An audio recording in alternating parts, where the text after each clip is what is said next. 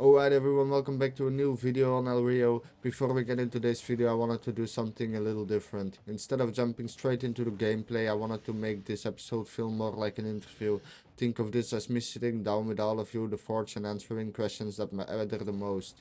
What am I actually trying to achieve? Why do I believe I can get there? Who's helping me? Who am I? What am I training? How am I going to train? And what could stop me from reaching my goals? Because over the last few weeks I've realized something very important. I believed improvement was just about playing more, Q rank it, hit some clips, play another game, repeat. Eventually I'd get better, but after spending a long ass time on Rocket League, I realized that's not how the best players improve. They don't just play more, they study, they review, they ask questions, they build systems, and they trust the systems every single day. That's something I never really had. I was relying on motivation instead of structure, so I've decided to change that. Instead of hoping I magically wake up as a better player, I'm building a blueprint that gives me the best possible chance to improve. I'm connecting with higher level players, getting coaching, reviewing my own mistakes, building daily routines, and learning how to think about Rocket League at a much higher level. Because my goal isn't just to rank up, my goal is to become the best version of myself as a player and see how far discipline, consistency, and the right mindset can actually take me. Will that be enough to reach SSL? Maybe semi-pro, maybe even professional.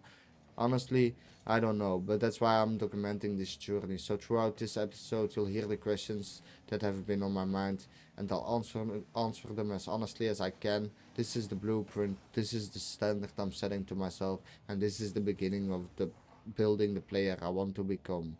Without further ado, let's jump into the video. Peace. What is your ultimate goal with this journey? Honestly, I just want to become the best Rocket League player I can possibly be.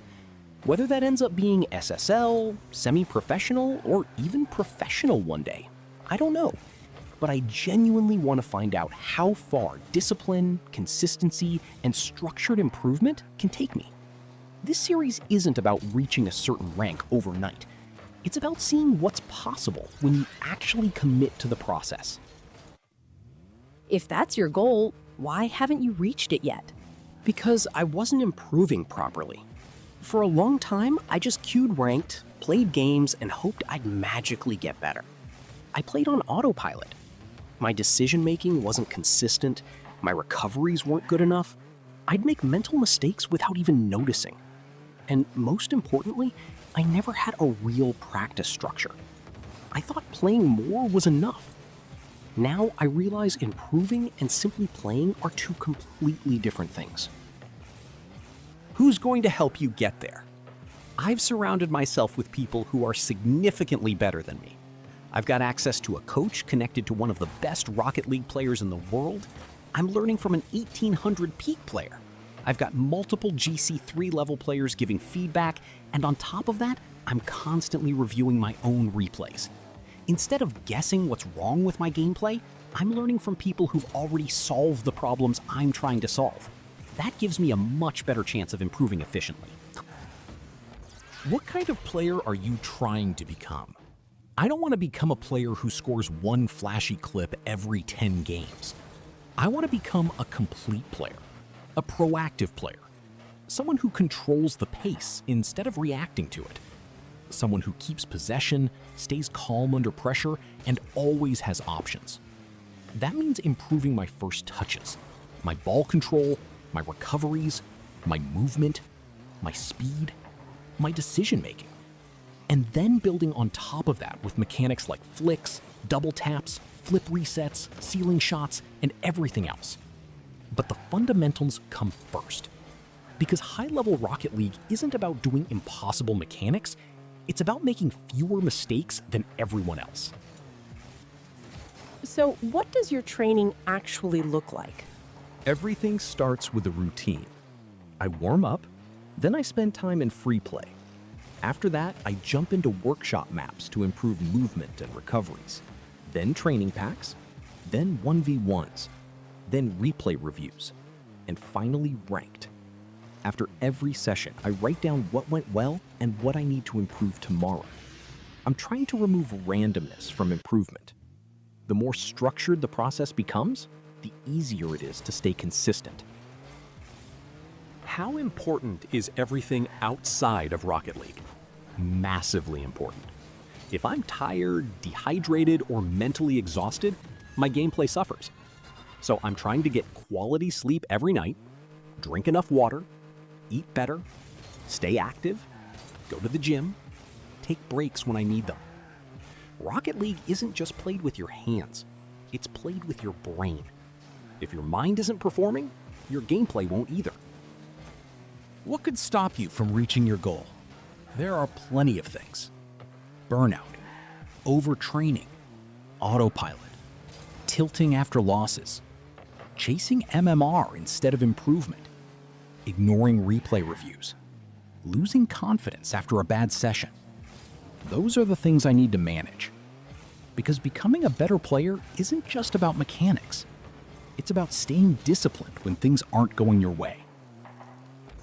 What could stop you from reaching your goal? There are plenty of things. Burnout, overtraining, autopilot, tilting after losses, chasing MMR instead of improvement, ignoring replay reviews, losing confidence after a bad session. Those are the things I need to manage. Because becoming a better player isn't just about mechanics. It's about staying disciplined when things aren't going your way. Why document all of this publicly? Because I want proof of the journey. If I reach my goals one day, I want to be able to look back and see exactly where it started. And if I don't succeed, I can still say I gave everything I had.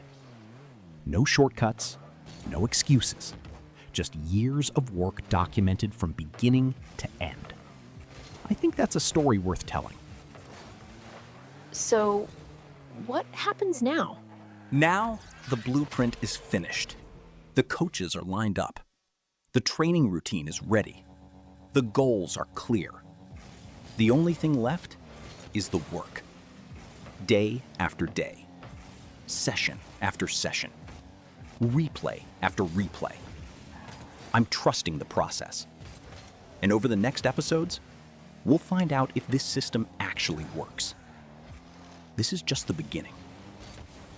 What are you willing to sacrifice to reach your goal? I know that if I want to reach a level that very few players ever reach, I can't live like everybody else. That means sacrificing comfort. Some nights I'll want to relax, but instead I'll be reviewing replays. Some mornings I'll wake up tired and still have to train. There will be weekends where I choose improvement over going out. And honestly, I'm okay with that. Because every high-level player has sacrificed something to get where they are. This journey deserves that same level of commitment. What do you think separates high-level players from everyone else? A few months ago, I would have said mechanics. Now, I don't believe that's true. The best players recover faster. They panic less. They make smarter decisions. They waste less boost. They know when to challenge and when to stay patient. The flashy mechanics are only possible because the fundamentals are already automatic. That's the level I'm trying to build toward. One good habit at a time. What if you don't reach your goal? That's a question I've thought about a lot. And honestly, I don't think I'll regret trying. I'd regret never finding out what I was capable of. If I give this everything I've got, train properly, stay disciplined, and document every step of the process, then I've already succeeded in a way. Because I'll become a better player, a more disciplined person, and someone who proved to himself that he can commit to something long term. Whether I become SSL or not, that growth will stay with me forever. Why should people follow this journey? Because this isn't a series about someone who's already made it. It's about someone trying to earn it.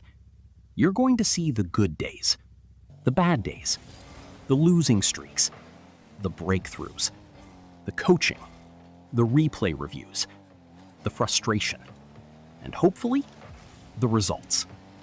I want people to look back a year from now and see exactly how the journey unfolded. Maybe you'll learn something from it. Maybe it'll motivate you to start your own journey. Or maybe we'll both reach our goals together. Either way, this is only episode 3. There's still a long road ahead.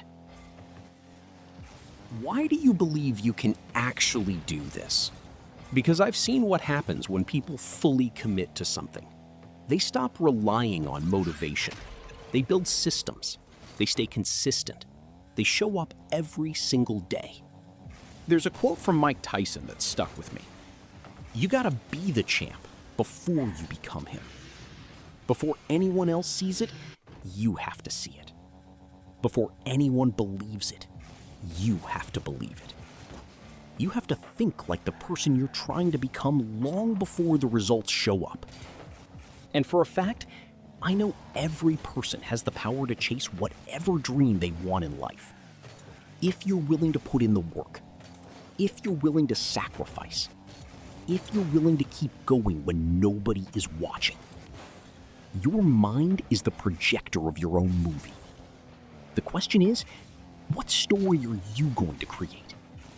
I don't know exactly where this journey ends, but I know one thing for sure. I haven't reached my ceiling yet. And until I find it, I'm gonna keep showing up, keep learning, and keep documenting every step of the way.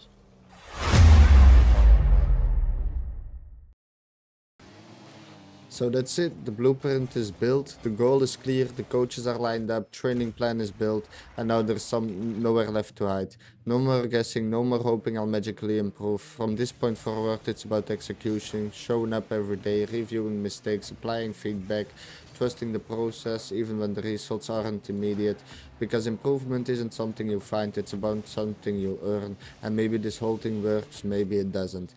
Maybe a year from now I'm sitting here in SSL. Maybe I'm chasing an even a bigger goal. Maybe I'm still stuck at champ. Honestly, I don't know. But I know this.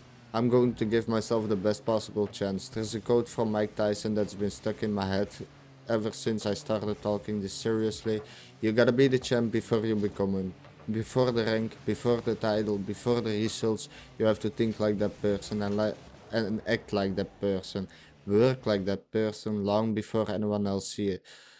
Because if you can't believe in the vision before it exists, you'll never stick around long enough to make it real. And that's how I see this journey. Every replay review, every training session, every mistake, every lesson, every ranked game, it's all part of building the future version of myself. For a fact, I believe every person has the ability to chase whatever you want in life, not because it's easy, not because everyone succeeds, but because most people never truly commit. They never get everything they've got, or they never give everything they've got. I want to be able to look back years from now and know that I did, that I give everything that I had, that I found how far I could really go, because your mind is the projector of your own movie. The question is, what story are you creating? This is mine, and we're only getting started. I'll see you in episode 4.